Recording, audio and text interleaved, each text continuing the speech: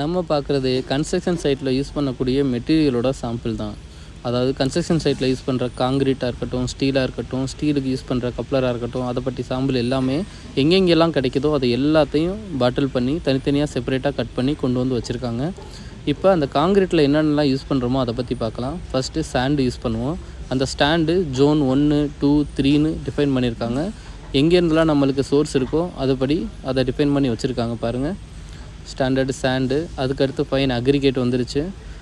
அடுத்து 20 mm aggregate, 12 mm aggregate, இதெல்லாம் காங்கிரீட்டில் நம்ம யூஸ் பண்ணுற மெட்டீரியல் தான்.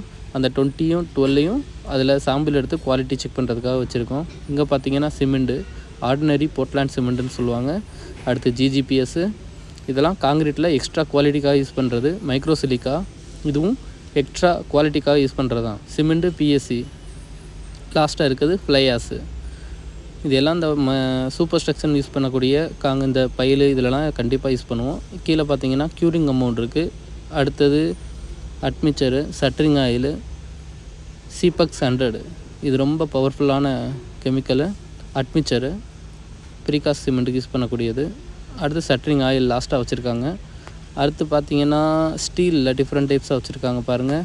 25 mm, 20 mm, 12 mm, 10 mm, 8 mm வரைக்கும் ஸ்டீலை கட் பண்ணி குவாலிட்டிக்காக வச்சுருக்காங்க. இங்கே பார்த்தா கப்ளரு, இந்த கப்ளரு அந்த ஸ்டீலில் யூஸ் பண்ணுறது தான். இதெல்லாம் ஹச்டி ஸ்ட்ராண்ட்ஸ்னு சொல்லுவாங்க. அந்த ஸ்ட்ரெஸ்ஸிங் பண்ணி இழுத்து கட்டுறதுக்கு அதுவும் டிஃப்ரெண்ட் டைப்பாக இருக்குது.